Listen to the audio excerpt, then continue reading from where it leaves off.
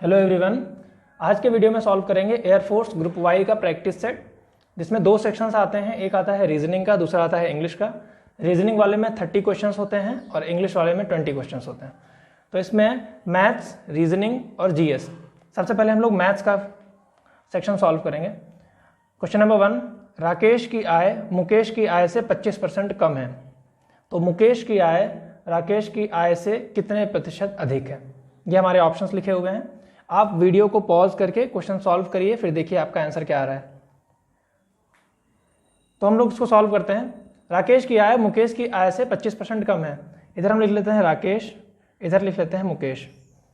राकेश की आय मुकेश की आय से 25% कम है, यानी कि अगर मुकेश की आय 100% है तो इसकी आय हो जाएगी 75%, क्योंकि ये इससे 25% कम है, -25% है, इसलिए ये 75% हो जाएगी।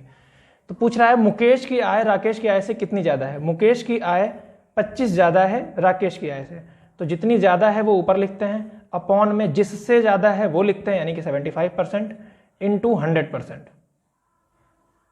तो ये आ जाएगा 25 1 जा 25, 25 3 जा 75, ये आ जाएगा हमारा 100/3%। इसको हम सॉल्व करके लिखेंगे 33.33%।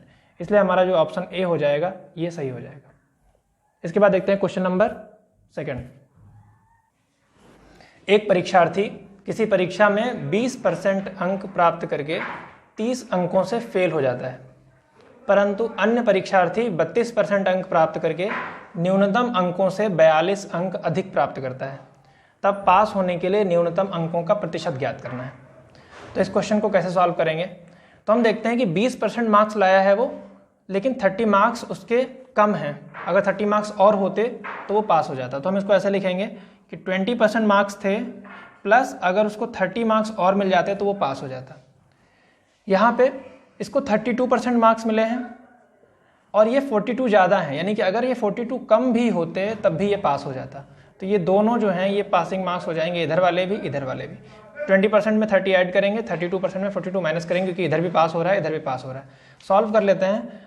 32% अपनी जगह रहेगा, 20% उधर जाके तो -20% हो जाएगा। 30 अपनी जगह, -42 इधर आया, +42, ये हो जाएगा हमारा 72, ये हो जाएगा 12%। तो 1% की वैल्यू यहाँ से आ जाएगी 72/12, 12 1 जा 12 6 जा, तो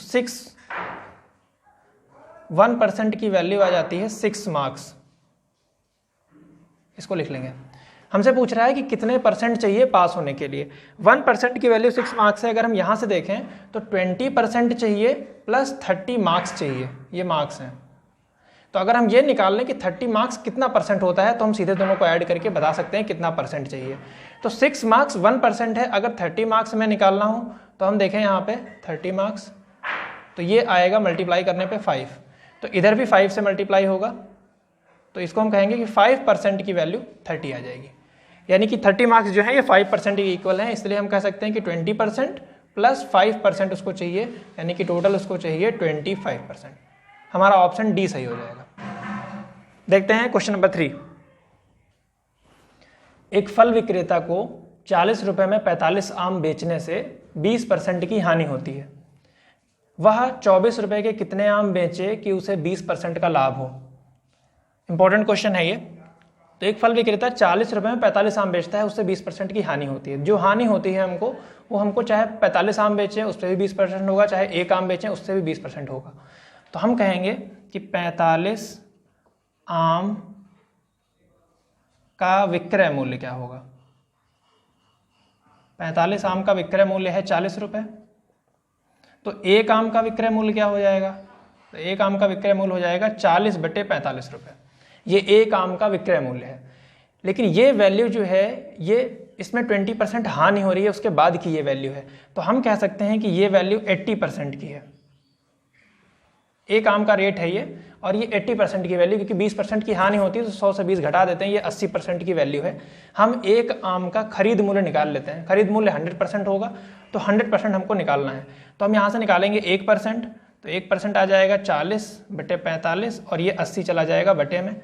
जब हम 100% निकालेंगे तो इस बार 40, 45 और 80 बटे में, और एक की वैल्यू इतनी है, 100 की वैल्यू ज़्यादा होगी, इसलिए इसको 100 से मल्टीप्लाई हो जाएगा।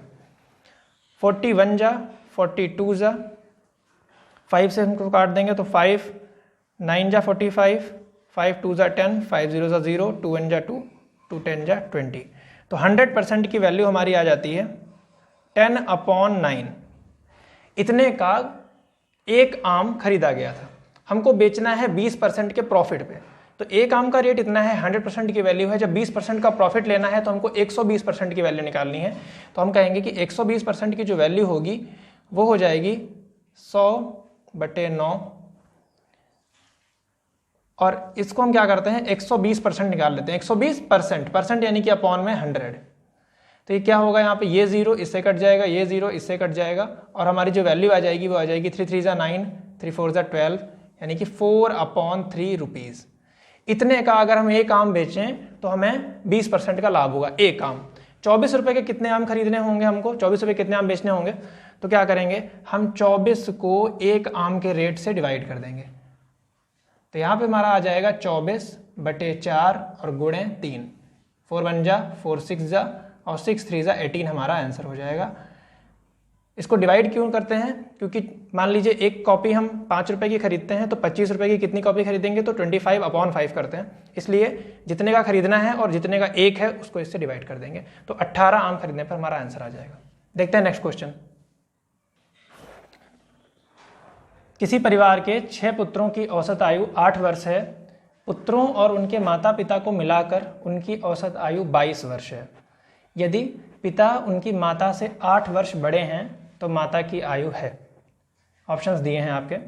आप क्वेश्चन को पॉज करके हर बार क्वेश्चन सॉल्व करिए, फिर उसको देखिए कि आपका आंसर जो है क्या आया है। और इस प्रैक्टिस सेट में अगर आप 25 क्वेश्चन स्कोर कर लेते हैं तो आपकी तैयारी अच्छी है। अगर उससे कम होता है 20 तो आपको मेहनत की ज़रूरत है। फिर सॉल्व करते हैं क्वेश्चन नंबर 4। हमें पता है कि एवरेज का जो फॉर्मूला होता है औसत का, वो होता है योग या प्रेक्षणों का योग बटे प्रेक्षणों की संख्या। एज निकाल रहे हैं तो टोटल जो एज है अपॉन कितने लोगों की एज निकल रही है। तो हम देखेंगे 6 पुत्रों की औसत आयु 8 वर्ष है। तो 6 पुत्रों की औसत आयु 8 वर्ष है, 8 वर्ष एवरेज है, संख्या कितनी है 6 पुत्र हैं, तो 6 पुत्रों का योग आ जाएगा। 6 पुत्रों की एज का योग आ जाएगा हमारे पास कितना, 8 6 जा 48, ये 6 लोगों की एज है, ये 48 वर्ष। फिर क्या होता है, पुत्रों और उनके माता पिता को मिलाकर औसत आयु 22 वर्ष है। इस बार सेकंड कंडीशन में देखेंगे तो 22 वर्ष है, लेकिन अब जो हैं 6 जो इनके सन हैं, बेटे हैं, प्लस माता पिता भी जुड़ रहे हैं। तो इस तरीके से टोटल हो जाते हैं हमारे पास 8 लोग। तो यानी कि 6 पुत्र और माता पिता को मिलाकर जो टोटल आएगा वो इससे गुणा करने पे आएगा। तो 8 2 जा 16, 8 2 जा 16 1 17। अब हमको इन दो चीज़ों को ध्यान देना है। केवल 6 पुत्रों की आयु इतनी है और 6 पुत्रों में अगर माता पिता की आयु जुड़ जाती है तो वो इतनी है। तो हम क्या करेंगे, इसमें से इसको घटा देंगे तो पुत्रों की आयु घट जाएगी और माता पिता की आयु निकल आएगी। तो केवल माता पिता की जो आयु निकलेगी, केवल माता पिता की जो आयु निकलेगी वो निकलेगी 176 - 48। 176 - 48, 16 - 8 8 हो जाएगा, यहाँ बचेगा 6, 16 - 4 12 हो जाएगा, यानी कि 128 ईयर्स एज होगी माता और पिता दोनों की। हमें निकालना है माता की आयु। ये भी दे रखा है कि माता की आयु से पिता की आयु 8 वर्ष ज़्यादा है।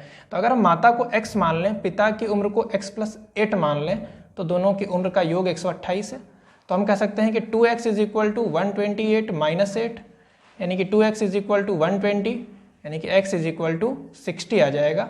ये माता की उम्र होगी क्योंकि हमने माता की उम्र को x माना था। तो हमारा आंसर आ जाएगा 60 ईयर्स। देखते हैं क्वेश्चन नंबर 5। कौन सी धनराशि साधारण ब्याज से 5 वर्षों में 520 रुपये तथा 7 वर्षों में 568 रुपये हो जाएगी। हमको वो धनराशि निकालनी है, यानी कि हमें प्रिंसिपल निकालना है। हमें पता है SI का फॉर्मूला होता है P × R × T/100। हमें पता है कि 5 साल में 520 हो रहा है, 7 साल में 568 हो रहा है, यानी कि 2 साल का जो SI सिंपल इंटरेस्ट जो ब्याज है वो हमारा आ जाएगा 568 - 520 रुपये। 2 साल का ब्याज आ जाएगा। 5 सालों में टोटल इतनी हो गई धनराशि, जिसमें प्रिंसिपल भी है और SI भी है 5 साल का। 7 सालों में प्रिंसिपल भी है, 7 सालों का एसआई भी है। तो इस तरीके से 2 साल में जो ब्याज मिला हमें वो इसमें से इसको सब्ट्रैक्ट करने पे आएगा। तो 8 - 0 8 होता है, 6 - 2 4 होता है, यानी कि 2 सालों में ब्याज मिला है 48 रुपये। सिंपल इंटरेस्ट हर साल सेम होता है, तो 2 साल में जब 48 रुपये मिला है तो 1 साल में 1 SI जो होगा वो 48/2 हो जाएगा, यानी कि 1 साल में ब्याज मिला 24 रुपये। हमें निकालना है कि धनराशि कितनी है। तो अगर हम 5 साल का ब्याज निकाल लें तो काम हो सकता है। 5 SI निकालें तो 24 × 5 हो जाएगा, यानी कि 120 रुपये ब्याज मिला है 5 सालों में। क्वेश्चन में कहा जा रहा है 5 सालों में धनराशि 520 हो जाती है। 5 सालों में धनराशि 520 हुई, यानी कि प्रिंसिपल भी जुड़ा है और 5 सालों का SI भी जुड़ा है, ये हो जाता है 520। प्रिंसिपल हमको निकालना है, 5 सालों का SI हमने निकाला है 125 ईयर्स का, तो प्रिंसिपल हमारा आ जाएगा 520 - 120 और प्रिंसिपल आ जाएगा 400। हमारा ऑप्शन नंबर ए सही हो जाएगा। देखते हैं क्वेश्चन नंबर 6। ए एक काम को 15 दिन में तथा बी उसी काम को 10 दिनों में पूरा कर सकता है। बी ने 5 दिन काम करके छोड़ दिया, शेष काम ए कितने दिनों में पूरा करेगा। हमारे ऑप्शन हैं। वीडियो पॉज करके आप क्वेश्चन सॉल्व करते रहिए, फिर आंसर मैच करिए। तो हम देखते हैं, तो ए काम करता है 15 दिनों में, बी काम करता है 10 दिनों में। हमें टोटल वर्क निकालना होता है, तो हम इन दोनों का एलसीएम ले लेते हैं। तो इन दोनों का एलसीएम हमारा आ जाएगा 30, यानी कि कुल काम जो होगा वो 30 होगा। यहाँ से हम इनकी एफिशिएंसी भी लिखते हैं, तो 15 × 2 = 30, यानी कि ए एक दिन में 2 काम करेगा तभी वो 15 दिन में 30 काम कर पाएगा। बी एक दिन में 3 काम करेगा तभी वो 10 दिन में पूरा 30 काम कर पाएगा। इसके बाद में टोटल हमारा 30 काम था, बी ने 5 दिन काम किया है। बी एक दिन में 3 काम करता है, तो 5 दिन में काम करेगा वो 15। तो टोटल काम था हमारे पास 30, जिसमें से 15 काम बी ने कर दिया, तो हमारे पास काम बच गया है 15। 15 काम को अकेले ए करेगा। ए एक दिन में 2 काम करता है, टोटल काम 15 है, ए एक दिन में 2 काम करता है, तो 15/2, 2 7 = 14, 1 बच जाएगा और इतने दिन हमारा आंसर हो जाएगा। 7 सही 1/2 दिन, ये हमारा ऑप्शन सी करेक्ट आंसर हो जाएगा। 45 लीटर मिश्रण में दूध व पानी का अनुपात 4:1 है। इसमें कितना पानी मिलाया जाए कि अनुपात 3:2 हो जाए। इस क्वेश्चन को सॉल्व करने के लिए सबसे पहले हम देखेंगे कि टोटल मिश्रण है 45 लीटर, जिसमें मिल्क एंड वाटर, तो इसे लिख लेते हैं मिल्क और यहाँ लिख लेते हैं वाटर। इन दोनों का रेशियो है 4:1, ये इनका रेशियो है। तो हम ये कह सकते हैं कि कुल जो मात्रा है वो 5 रेशियोज है, तो 5 रेशियो की वैल्यू है 45, तो 1 रेशियो की वैल्यू आ जाएगी 45/5, यानी कि 1 रेशियो की वैल्यू आ जाएगी 9। इसके बाद में 4 रेशियो की वैल्यू निकालेंगे, तो 4 रेशियो की वैल्यू आ जाएगी 9 × 4, यानी कि 9 × 4 = 36। ये भी लीटर में आएगा, ये भी लीटर में आएगा। तो हम कह सकते हैं कि ये 36 लीटर इसमें मिल्क है और 9 लीटर यहाँ पे पानी है हमारे पास। इसके बाद में इस तरह से टोटल हमारे पास 36 लीटर मिल्क है और 9 लीटर जो है वो वाटर है। रेशियो हो जाता है 3:2, 3:2। कहा जा रहा है कितना पानी मिलाया जाएगा, तो ये वाटर है। जब वाटर मिलाया जा रहा है तो मिल्क को सेम रहना चाहिए, मिल्क का रेशियो घटना बढ़ना नहीं चाहिए, यानी कि मिल्क के रेशियो को हमें इक्वल करना पड़ेगा। तो 3 को अगर हम 12 से मल्टीप्लाई करें तब वो 36 होता है, तो हम इधर 12 से मल्टीप्लाई कर देंगे × 12। इधर भी हम × 12 कर देंगे, तो यहाँ पे आ जाएगा 24। तो मिल्क सेम है हमारे पास, 9 का 24 हो गया, यानी कि जो वाटर मिलाया गया वो हो जाएगा 24 - 9, यानी कि 14 - 9 5, यहाँ 1 बच जाएगा। तो 15 लीटर पानी मिलाया गया। हमारा option number A correct answer हो जाएगा। देखते हैं क्वेश्चन नंबर 8। एक व्यक्ति किसी दूरी को 42 मिनट में तय करता है। इस दूरी का 2/3 वह 4 किलोमीटर प्रति घंटा की चाल से तथा शेष 5 किलोमीटर प्रति घंटा की चाल से तय करता है। कुल दूरी बतानी है कितनी होगी। तो इन क्वेश्चन को सॉल्व करने के लिए हम मानेंगे सबसे पहले माना दूरी को मान लेंगे x किलोमीटर, यही हमें निकालनी है। दूरी का 2/3 भाग वह 4 किलोमीटर प्रति घंटा की चाल से शेष, तो जब 2/3 हो जाएगा तो शेष बचेगा 1/3, क्योंकि हमें पता है 2/3 का मतलब 2/3, शेष 1/3 बचेगा, तभी तो कुल भाग जो है वो 3/3 होके 1 आएगा। तो इस तरीके से जो भाग बचेगा वो 1/3 होगा। तो हम यहाँ पे क्या करेंगे कि 2/3 दूरी जाने में जो समय लगेगा प्लस 1/3 जाने में जो समय लगेगा, वो दोनों को ऐड करके 42 मिनट कर देंगे। तो चाल बराबर होता है दूरी बटे समय। यहीं से फॉर्मूला आता है टाइम, यानी कि समय बराबर हो जाएगा दूरी डिस्टेंस अपॉन स्पीड, दूरी बटे चाल, समय बराबर दूरी बटे चाल। तो क्या करेंगे हम लोग कि डिस्टेंस 2/3 है, यानी कि 2x अपॉन 3 डिस्टेंस। इस डिस्टेंस को वो कवर करता है 4 किलोमीटर पर आवर की स्पीड से, प्लस जो शेष बचेगी वो होगी x अपॉन 3 डिस्टेंस। इतने किलोमीटर को वो कवर करता है 5 की स्पीड से। टोटल टाइम लगता है 42 मिनट का, लेकिन यहाँ पे जो स्पीड है वो किलोमीटर प्रति घंटा में है, यानी कि ये घंटे में आएगा, ये भी घंटे में आएगा, तो ये मिनट में है, इसको मुझे घंटे में चेंज करना पड़ेगा, क्योंकि घंटा और घंटा जुड़ने पर ये भी घंटे में आना चाहिए था। एलसीएम ले लेंगे इन दोनों का, तो एलसीएम आ जाएगा 20। और सबसे पहले इसको सही तरीके से लिख लेते हैं। तो ये आ जाएगा हमारे पास 2x अपॉन 3 4 ज़ा 12 प्लस x अपॉन 3 5 ज़ा 15 इज इक्वल टू 42 अपॉन 60। यहाँ पे हम क्या करेंगे, इन दोनों का एलसीएम ले लेंगे, तो एलसीएम हमारे पास आ जाएगा 60। 12 5 ज़ा 60, 5 को 2x से मल्टीप्लाई करेंगे, 5 2 ज़ा 10x प्लस 15 4 ज़ा 60, 4 आ जाएगा, 4 को x से मल्टीप्लाई तो 4x is equal to 42 upon 60। ये 60 और ये 60 यहीं पे कट जाएगा, ये हो जाएगा 14x is equal to 42, x is equal to 42 upon 14 और x इज इक्वल टू आ जाएगा 3 किलोमीटर। तो ऑप्शन नंबर सी हमारा जो है करेक्ट आंसर हो जाएगा। आप वीडियो को पॉज करके क्वेश्चन सॉल्व करते रहिए और बाद में आंसर मैच करिए। देखते हैं क्वेश्चन नंबर 9। एक 12 सेंटीमीटर त्रिज्या वाले गोले को पिघलाकर एक बेलन बनाया जाता है जिसकी त्रिज्या 16 सेंटीमीटर है। बेलन की ऊंचाई बतानी है हमको। तो जब भी किसी आकृति को पिघलाकर कोई दूसरी चीज़ बनाई जाती है तो आयतन सेम रहता है, तो हम कहेंगे बेलन का आयतन बराबर गोले का आयतन। बेलन का आयतन बराबर गोले का आयतन। बेलन का आयतन होता है πr²h और गोले का आयतन होता है 4/3 πr³। लेकिन यहाँ पे जो r है तो इसको हम कुछ और मान लेते हैं, r1 मान लेते हैं। हमें निकालना है h, तो h को हम इधर ही रखेंगे, बाकी सारी चीज़ें उस तरफ भेज देंगे। तो ये 4/3 रहेगा πr⁴ अपॉन r², 4/3 और ये पाई भी जाएगा यहाँ पे। पाई को यहीं पे काट देते हैं। r1 यानी कि गोले की त्रिज्या हमारे पास 12 सेंटीमीटर है, तो 12 × 12 × 12 अपॉन में रहेगा बेलन की त्रिज्या जो कि 16 है, तो ये हो जाएगा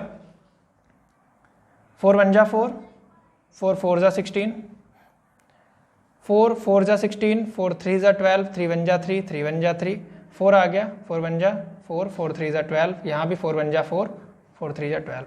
तो h इज इक्वल टू आ जाएगा 3 3 जा 9, अपॉन में कुछ नहीं बचेगा, तो ये 9 सेंटीमीटर हमारा आंसर हो जाएगा। Option D will be correct answer.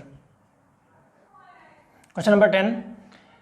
एक चोर 130 मीटर दूर खड़े पुलिस वाले को देखकर भागता है।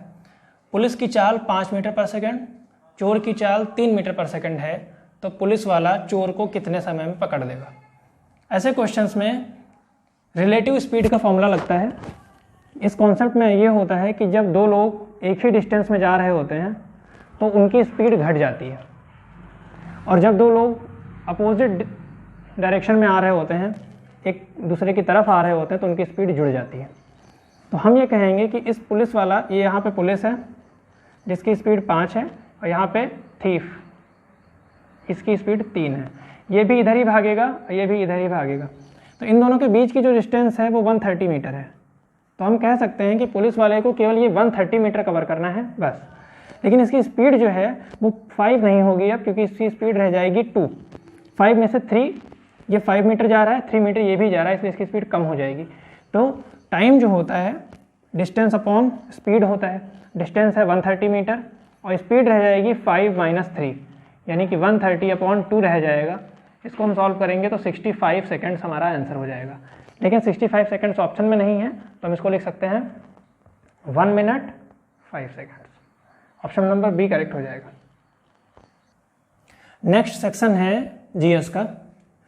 निम्न में से कौन सा विटामिन जल में घुलनशील है? Vitamin A, vitamin B, vitamin C, B और सी दोनों। तो इसमें हमारा आंसर होगा विटामिन बी और सी दोनों, ऑप्शन नंबर डी। इसी की जगह अगर आपसे क्वेश्चन पूछता है कि वसा में कौन से विटामिन घुलनशील हैं, तो हमारा ऑप्शन होता है ए, डी, ई और के। ये 4 विटामिन घुलनशील होते हैं वसा में। नेक्स्ट क्वेश्चन है, राष्ट्रपति अपना त्यागपत्र किसे सौंपता है? राष्ट्रपति जब रिजाइन देता है तो अपना त्यागपत्र उपराष्ट्रपति, भारत के मुख्य न्यायाधीश यानी कि chief justice of India, Lok Sabha speaker को या प्रधानमंत्री को? तो इसका आंसर होगा उपराष्ट्रपति को। ये बहुत इंपॉर्टेंट क्वेश्चन है, कई बार एग्जाम में आता है। देखते हैं नेक्स्ट क्वेश्चन। नेक्स्ट क्वेश्चन है, नाबार्ड का फुल फॉर्म क्या होता है? Option A National Bank for Agricultural Refinance and Development, option B National Board of Agricultural Research and Development, option C National Academy of Banking and Agricultural Research and Development, and number D National Bank for Agricultural and Rural Development. Option आप बताइए, देखिए अच्छे से, फिर decide करिए कौन सा होगा। तो इसका आंसर आएगा ऑप्शन नंबर डी, ये आपका करेक्ट आंसर होगा, नाबार्ड का फुल फॉर्म। नाबार्ड की स्थापना भी याद कर लीजिए, तो ये स्थापना हुई थी इसकी 12 जुलाई 1982 को इंडिया में। ये इंडिया के बैंक है। Question number 14, India Wins Freedom ये किसकी रचना है, किसने लिखी थी? Option A Jawaharlal Nehru, number B JB Kripalani, option C Vallabh Bhai Patel, option D Abul Kalam Azad. ये भी बहुत ज़्यादा पूछा जाने वाला क्वेश्चन है, तो ये लिखी थी अबुल कलाम आज़ाद ने। नंबर 15, भारतीय संविधान में भाग 4 आर्टिकल 36 से 51 तक इसको किस रूप में जाना जाता है, इसको क्या कहते हैं? तो मौलिक अधिकार, प्रस्तावना, राज्य के नीति निर्देशक तत्व या फिर मौलिक कर्तव्य। तो इनको कहते हैं राज्य के नीति निर्देशक तत्व। इंग्लिश में इसको DPSP भी कहते हैं। फुल फॉर्म होता है directive principles of state policy. Number 16, किस वेद की रचना गद्य एवं पद्य दोनों में की गई है? ऑप्शन ए ऋग्वेद, सामवेद, अथर्ववेद या फिर यजुर्वेद। तो इसका करेक्ट ऑप्शन होगा यजुर्वेद। ये भी क्वेश्चन इंपॉर्टेंट है। नंबर 17, ये करंट अफेयर्स का क्वेश्चन है। वर्तमान में यानी कि 2021 में भारत के CAG यानी कि कैग कौन है? ऑप्शन ए गिरीश चंद्र मुर्मू, जिनको GC मुर्मू भी कहा जाता है, राजीव महर्षि, राजीव कुमार, अमिताभ कांत। तो इस समय ये हैं गिरीश चंद्र मुर्मू। CAG का फुल फॉर्म होता है कंट्रोलर एंड ऑडिटर जनरल। इसका काम होता है सरकार के द्वारा कोई भी चीज़ जो सौदा किया गया है किसी भी फील्ड में, यानी डिफेंस के लिए या कोई भी चीज़, तो उसको ऑडिट कराते हैं कि वो पूरे तरीके से सही है या नहीं, कोई घोटाला वगैरह तो नहीं हुआ है। ये काम करते हैं CAG। Next question, question number 18, Panipat का द्वितीय युद्ध किसके किसके मध्य लड़ा गया? Option A Babur versus Hemu, option B Akbar versus Hemu, option C Humayun versus Sher Shah Suri, option D Babur versus Ibrahim Lodi. तो इसका करेक्ट ऑप्शन होगा अकबर वर्सेस हेमू। ये युद्ध 1556 ईस्वी में लड़ा गया अकबर और हेमू के बीच में। हेमू का नाम हेमचंद्र विक्रमादित्य भी है। अकबर ने ये युद्ध लड़ा नहीं था क्योंकि अकबर के उम्र बहुत कम थी उस समय। अकबर के संरक्षक थे, उनका नाम था बैरम खां। तो बैरम खां ने और हेमचंद्र विक्रमादित्य ने ये युद्ध लड़ा था जिसमें अकबर की सेना की जीत हुई थी। क्वेश्चन नंबर 19, 26 जनवरी 2020 में किन 2 केंद्र शासित प्रदेशों का विलय कर दिया गया? ऑप्शन ए दादरा नगर हवेली और दमन दीव और पुडुचेरी, ऑप्शन सी अंडमान निकोबार और दमन दीव, ऑप्शन डी इनमें से कोई नहीं। तो इसका सही ऑप्शन होगा दादरा नगर हवेली और दमन दीव। इन दोनों को मर्ज कर दिया गया, दोनों एक ही पास में थे। अब इनकी जो कैपिटल है वो दमन को रखा गया है।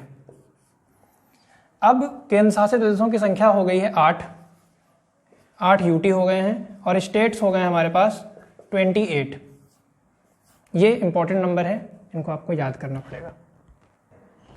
नेक्स्ट क्वेश्चन, रोहतांग दर्रा कहाँ स्थित है? Option A Jammu and Kashmir, option B Uttarakhand, option C Himachal Pradesh, option C Ladakh, option D Ladakh. तो ये स्थित है हिमाचल प्रदेश में। नेक्स्ट सेक्शन रीजनिंग का है, तो चलिए रीजनिंग सॉल्व करते हैं। रीजनिंग में क्वेश्चन नंबर 1, सीरीज दी है TRPNL, अगला नंबर फाइंड आउट करना है। तो लिख लेते हैं TRPNL, अगला नंबर क्या होगा? तो हम देखें R के बाद S आता है, फिर T आता है, यानी कि +1 हुआ।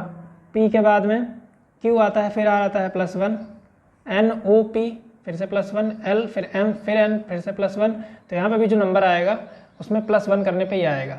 तो हम देखें तो J होगा, यहाँ पे J के बाद K आता है फिर L आता है, तो ऑप्शन नंबर J हमारा सही हो जाएगा।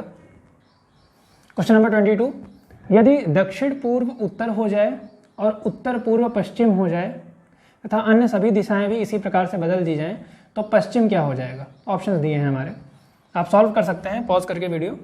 हम सॉल्व करते हैं इसको। तो हम लोग ऐसे बनाते हैं, ये डायरेक्शंस के लिए ये होता है ईस्ट, वेस्ट, नॉर्थ, साउथ। कहा जा रहा है कि दक्षिण पूर्व उत्तर हो जाएगा, तो ये दक्षिण पूर्व होगा, ये हमारा अब हो जाएगा नॉर्थ। उत्तर पूर्व जो है वो पश्चिम हो जाएगा, ये उत्तर है ये पूर्व है, ये वाला पार्ट पश्चिम हो जाएगा, पश्चिम को कहते हैं वेस्ट, ये वेस्ट हो जाएगा। अन्य दिशाएं इसी हिसाब से बदलेंगी, तो अगर ये नॉर्थ है तो ये वाला पार्ट जो होगा वो साउथ होगा, और ये वेस्ट है तो ये वाला पार्ट आ जाएगा ईस्ट। तो हमसे कहा जा रहा है कि बताइए पश्चिम क्या होगा?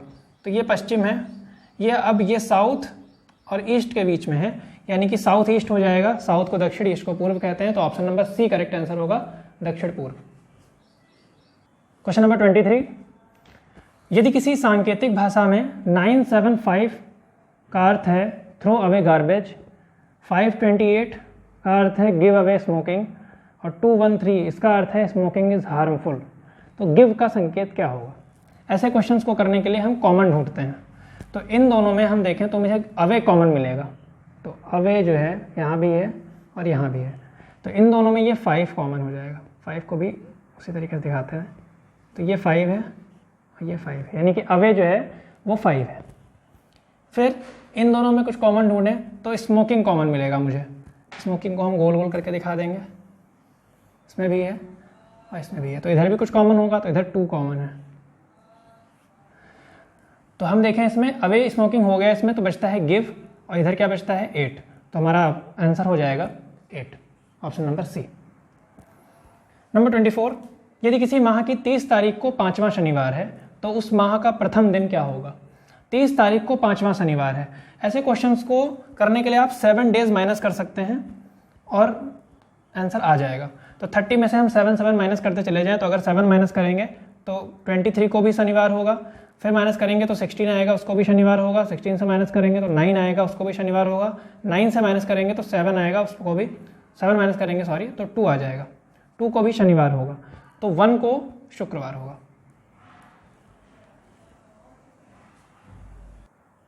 क्वेश्चन नंबर 25, यदि ए पुत्र है Q का, Q और Y बहन है, Y की माँ Z है, P बेटा है Z का, तो निम्न में से कौन सा कथन सत्य है? ये आपके ऑप्शंस हैं, आप वीडियो को पॉज करके क्वेश्चन को सॉल्व कर सकते हैं। हम सॉल्व करते हैं। यहाँ पे ए पुत्र है Q का, तो यहाँ पे Q है और इसका पुत्र है A, तो A मेल को प्लस से फीमेल को माइनस से शो करेंगे, तो हमें ये नहीं पता कि Q क्या है यहाँ पे, लेकिन कह रहा है Q और Y बहन है, तो अगर Q और Y बहन है तो यानी कि ये दोनों फीमेल होंगी। Y की माँ Z है, Y की माँ Z है, तो Y की Z अगर माँ है तो Q की भी माँ Z होगी, माँ है इसलिए माइनस। इनका बेटा P है, P जो है प्लस में होगा, तो ये दोनों बहनें हैं, तो A के लिए P क्या होगा? तो A की माँ का भाई होगा P, तो इसलिए P A का मामा होगा, तो वही लिखा है A का मामा P है, ऑप्शन सी हमारा करेक्ट आंसर हो जाएगा। क्वेश्चन नंबर 26 है, एक पंक्ति में मोहन दाएं से 15वां और बाएं से 16वां है, पंक्ति में कितने और लोग शामिल किए जाएं कि टोटल 50 लोग हो जाएं? मोहन दाएं से 15वां है, यहाँ पे मोहन बैठा है, दाएं से अगर हम देखें तो और भी लोग बैठे हैं कई सारे, तो ये 15वें नंबर पर हैं, और अगर बाएं से देखें तो ये 16वें नंबर पर है, इधर से ये 15वें नंबर पर है। बार बार मोहन को हम 2 बार काउंट कर रहे हैं, यहाँ पे 15वां और इधर से 16वां, तो इस तरीके से जब मोहन की टोटल लोग निकालेंगे इसमें कितने बैठे हैं तो वो आएगा 16 + 15, लेकिन मोहन यहाँ पे 2 बार काउंट हो गया इसलिए एक बार मोहन को हटाना पड़ेगा, तो ये आ जाएगा 31 - 1 यानी कि 30। तो उस सीरीज में टोटल 30 लोग बैठे हुए हैं, 50 अगर करना है तो 30 में हमको 20 और जोड़ना पड़ेगा, तब जाके टोटल लोग 50 हो पाएंगे, इसलिए हमारा आंसर आ जाएगा 20, option number B. Question number 27, यदि सांकेतिक भाषा में इसको ये लिखा जाए तो उसी सांकेतिक भाषा में इसको क्या लिखा जाएगा। तो हमने इसको अलग लिख लिया है। तो हम देखें टी के बाद में वी आ रहा है यानी कि +2 हो रहा है, यू के बाद में एस आ रहा है तो ये माइनस में जा रहा है, एस टी यू यानी कि माइनस में 2 जा रहा है तो यहाँ पे -2 है, बी से डी हो रहा है +2 है, यू से फिर से एस हो रहा है, अभी -2 हुआ था फिर से ये -2 होगा, जे के एल फिर से +2, पी से पीछे जाएंगे तो ओ आएगा फिर एन आएगा, ये भी क्या हो जाएगा -2, ओ से आगे बढ़े तो पी क्यू ये +2। तो इस तरीके से हम देखें +2 -2 +2 -2 ऐसे चल रहा है। तो सी में +2 होगा, प्लस होगा, माइनस होगा, प्लस होगा, माइनस होगा, प्लस होगा। तो हमें ऑप्शन मैच कराना होता है बस। तो सी में हम +2 करेंगे तो सी के बाद डी ई, तो ई तो सब में आ रहा है, ऐसी चीज़ देखते हैं जो किसी में आ रही हो, जैसे कि जे आ रहा है सब में तो इसका मतलब जे भी हो सकता है। एच के बाद में प्लस होना पड़ेगा तो आई जे, जे भी आएगा। जे को देख लेते हैं, जे में प्लस होगा तो के एल, एल इन दोनों में आ रहा है, इसमें भी आ रहा है इसमें भी आ रहा है। तो ओ को देख लेते हैं, ओ में माइनस होगा तो ओ में माइनस होने पे एम आएगा, एम एन ओ। तो हमारा ऑप्शन नंबर बी जो है वो करेक्ट होगा। नेक्स्ट क्वेश्चन है, ये सीरीज दी है, नेक्स्ट नंबर हमें बताना है। तो सीरीज को लिख लेते हैं 2 4 7 14 17 34।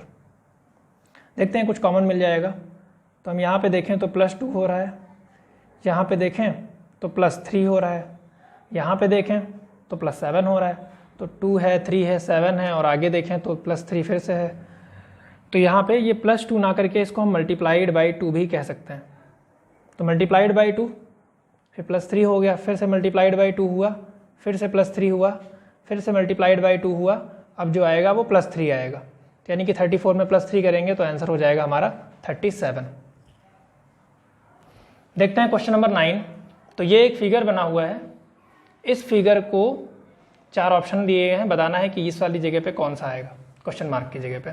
आप वीडियो को पॉज करके अच्छे से देख लीजिए, हम सोल्यूशन बताते हैं इसका। तो यहाँ पे हम देखेंगे कि सबकी जो एक नोक है वो सेंटर की तरफ है, इस तरफ बीच में, इनकी भी, इसकी भी, इसकी भी, सबकी नोक सेंटर की तरफ है। तो ये वाला नहीं हो सकता, ये वाला भी नहीं हो सकता, ये वाला भी नहीं हो सकता, ये वाला हमारा करेक्ट आंसर होगा डी वाला, क्योंकि इसकी नोक सेंटर की तरफ इस तरफ आएगी, कुछ ऐसे आएगा, ऐसे। ऑप्शन डी करेक्ट आंसर होगा। क्वेश्चन नंबर 30, देश का जो संबंध राष्ट्रपति से है, राज्य का वही संबंध किससे होगा। तो जैसे देश में राष्ट्रपति होता है उसी तरह राज्य में राज्यपाल होता है। जैसे देश में पीएम होता है उसी तरीके से राज्य में सीएम होता है। तो पीएम सीएम हो सकता है या तो राष्ट्रपति राज्यपाल जैसा होता है। ठीक है, ये क्वेश्चंस हो गए। आपने जितना स्कोर किया हो कमेंट बॉक्स में बताइए। वीडियो अच्छा लगा हो तो लाइक करें, चैनल को सब्सक्राइब करें।